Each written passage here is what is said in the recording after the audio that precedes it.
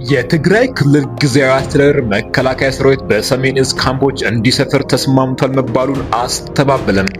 አብይ የሚሉትን የሚያደርጉ ሰው እንዳልሆኑ አይተናል። ኦነግ ጠቅላይ ሚኒስትር አብይ አህመድ ሰሞኑን በተለያዩ የወለጋ ዞኖች የልማት ስራዎችን በመረቁበት ወቅት ለታጣቂዎች በድጋሚ ሰላም ጥሪ አቅርበዋል። በሰሜን ኢትዮጵያ ወታደራዊ ውጥረት መንገሱን ተከትሎ ዶክተር ቴዎድሮስ አድሃኖም የሰላም ጥሪ አቀረቡም። ኢራን በድጋሚ የአሜሪካን የጦር ሰፈሮችን አስጠንቅቃለች። አሜሪካን አርፋ መተቀመጥ ከሆነ ኢራን ወታደራዊ ድብደባዎችን እንደምታደርግ አስጠንቅቃለችም።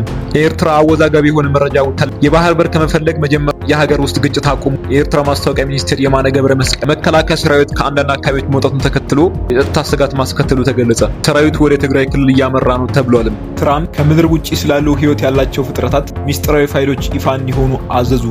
እነዚህንና የመሳሰሉ ሌሎችንም እስከ ዝርዝሩ ፍጻሜ ድረስ አብረን የምንቆይ ይሆናል። እስከዛው መልካም ቆይታ።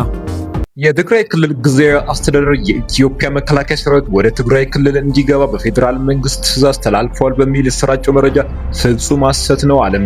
በሌተናንት ጀነራል ታደሰ ወረደ የሚመራው ጊዜያዊ አስተዳደር ይህንን የገለጸው ዛሬ ቅዳሜ የካቲት 14 2018 ዓ.ም በፕሬዝዳንቱ ጽህፈት ቤት የፌስቡክ ገጽ ላይ ባወጣው መረጃ ነው።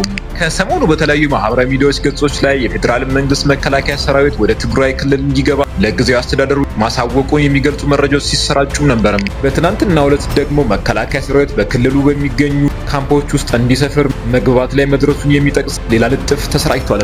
ጊዜያዊ አስተዳደሩ ዛሬ ባወጣው መግለጫ እነዚህን ሁለት ጉዳዮች አስተባብሏል። የፌዴራል መንግስት የኢትዮጵያ መከላከያ ሰራዊት ወደ ትግራይ እንዲገባ ትዕዛዝ እንዲተላለፍ መረጃ እየተሰራጨ እንደሆነ መግለጫው ጠቅሷል። የትግራይ ጊዜያዊ አስተዳደር ደግሞ በቀድሞ የሰሜን እዝ ካምፖች እንዲሰፍር እንደተስማማ ተደርጎ በተለያዩ መንገዶች የተሰራጨ ነው ብሏል። የማህበራዊ ሚዲያ ልጥፎችን የተጣመመ እና የተሳሳተ ሲል የጠራው ጊዜያዊ አስተዳደሩ ይህንን አይነቱ መረጃ ወደ ህብረተሰቡ የተሰራጩበት ስትራቴጂ ምንጩ መሆኑ ሊያሳካው የተፈለገው ግብ ግልጽ ነው ብሏል። የትግራይ ጊዜያዊ አስተዳደር የተሰራጨ ያለውን መረጃ በፍጹም ሐሰት መሆኑን መግለጽ ይወዳል ሲልም አስተባብሏል። የፕሬዝዳንት ሌተናንት ጀነራል ታደሰ ጽህፈት ቤት ይህንን መግለጫ ያወጣው በፌዴራል መንግስትና በትግራይ ኃይሎች መካከል የተፈጠረው ውጥረት ደግሞ ወደ ግጭት ሊገባ ይችላል የሚል ስጋት በተፈጠረበት ሁኔታ ውስጥ ነው። ጥር ላይ ፌዴራልና የትግራይ ኃይሎች ክልሉን ከአማራ እንዲሁም አፋር ክልሎች ጋር በሚያዋስኑ ስፍራዎች ግጭት ውስጥ ገብተው ነበር። በዚያው ሰሞን አንድ ሰው የተገደለባቸው የድሮን ጥቃቶች በተለያዩ የትግራይ ክልሎች ከተሞች እንደተፈጸሙ ተገልጿል። እነዚህን ጥቃቶች በተመለከተ እስካሁን ድረስ በፌዴራል መንግስት በኩል የተሰጠ ይፋዊ አስተያየት የለም። ቀጣይ የኤርትራ የማስታወቂያ ሚኒስቴር የማነ ገብረ መስቀል በኤክስ ትዊተር ገጻቸው ባሩት ጽሁፍ የኢትዮጵያ መንግስት ደጋፊዎችና ካድሬዎች ሐቀኝነት የጎደላቸው መከራከሪያዎችን በማቅረብ በኤርትራ ላይ ጦርነት ለመክፈት ሰበብ እየፈለጉ ነው ሲሉ ወነጀሉ።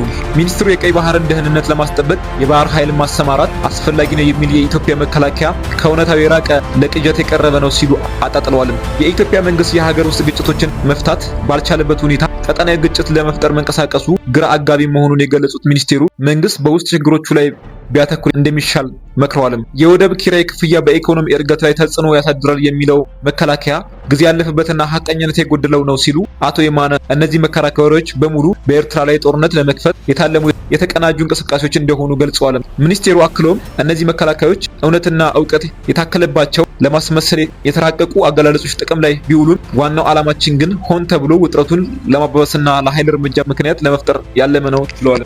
ይህ በእንዲህ እንዳለ በሌላ መረጃም ጠቅላይ ሚኒስትሩ ባቀረቡት በዚህ ጥሪ ላይ ምላሽ የሰጠውና በጃልመሮ የሚመራው የኦሮሞ ነጻነት ጦር በበኩሉ ጥሪው ከልብ የመነጨ አይደለም ሲል ጥርጣሬውን ገልጿል። ጠቅላይ ሚኒስትሩ ባደረጉት ንግግር ያልገቡት ታጣቂዎች የገቡትን ጓደኞቻቸውን አርያ በመከተል ወደ ሰላማዊ መንገድ እንዲመለሱ፣ ከዚህ በላይ እርስ በርስ መናቆር፣ መወጋገዝና መገዳደል ትርፍ እንደሌለው አይተናል። ከዚህ በኋላ ትኩረታችን ከህዝብ ጋር በመሆን አካባቢያችንን ማልማት መሆን አለበት ብለዋል። አክለውም በኦሮሚያ ውስጥ ከውጭ መጥቶ የሚገድለንና የሚከሰን ጠላት ይልቅ ተቀምጠው መወያየት ሲገባቸው እርስ በርስ እየተሾናኮቱ የተገዳደሉ ልማት እንዲገታ የሚያደርጉ አካላት መበራከታቸውን ያሳዝናል ሲሉ ገልጿል። ለዚህ ጥሪ ምላሽ የሰጡት የደብሊውቢኦ ከፍተኛ አዛዥ አማካሪ አቶ ጅሬኛ ጉዴታ በበኩላቸው እርቅ ማውረድ አለብን የሚለው ሐሳብ በቃል ደረጃ መልካም ቢሆንም የጥሪውን ትክክለኛነት ግን እንጠራጠራለን ብለዋል። አቶ ጅሬኛ ሲቀጥሉም ሰላም ሲባል የኦሪዮላውያን አይነት ሰላም እንዳይሆን ስጋት አለን። ይህም ማለት ጦርነት እያቀዱ ስለ ሰላም ማውራት ማለት ነው ሲሉ ተችተዋል።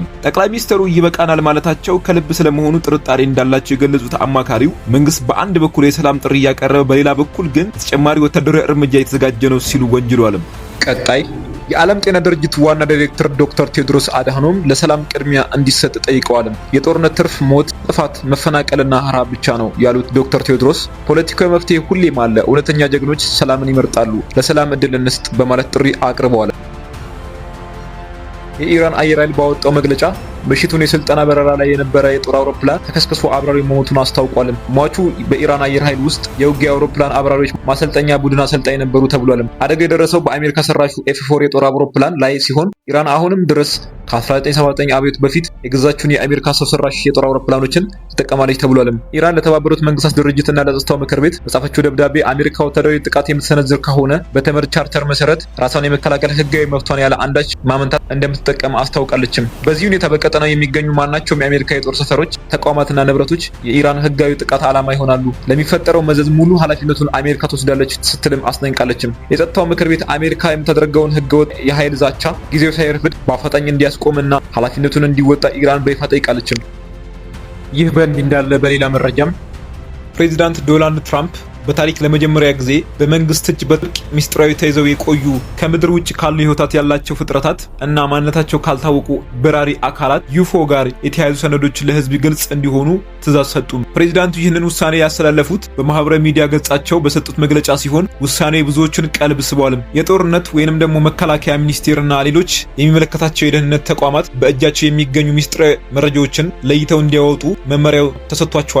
ትራምፕ ጉዳዩ ከፍተኛ የህዝብ ትኩረት ያለበት መሆኑን በመጥቀስ መረጃው ተደብቆ መቆየት እንደሌለበት አምነዋልም። ፕሬዚዳንቱ የቀድሞውን ፕሬዚዳንት ባራክ ኦባማን ሚስጥራዊ መረጃዎችን በሚገባ ይፋ አላደረጉም በሚል መተቸታቸው ይታወሳል። አሁን ግን እርሳቸው ራሳቸው እውነቱን ለማውጣት ቆርጠው ተነስተዋል። ይህ ፋይል ይፋ መሆኑን በሳይንሱ ዓለምና በሰው ልጅ ታሪክ ላይ ትልቅ ለውጥ ሊያመጣ ይችላል ተብሎ ይታሰባል። እውነትም ከምድር ውጭ ሌላ ህይወት አለ የሚለው ጥያቄ ምላሽ ለማግኘት ዓለም በጉጉት እየጠበቀ ነው። ለሰዓቱ የነበሩ ዜናዎች እነዚህን ይመስሉንም። በቀጣይ እስከምንገናኝ ቸር ሰንብቱ።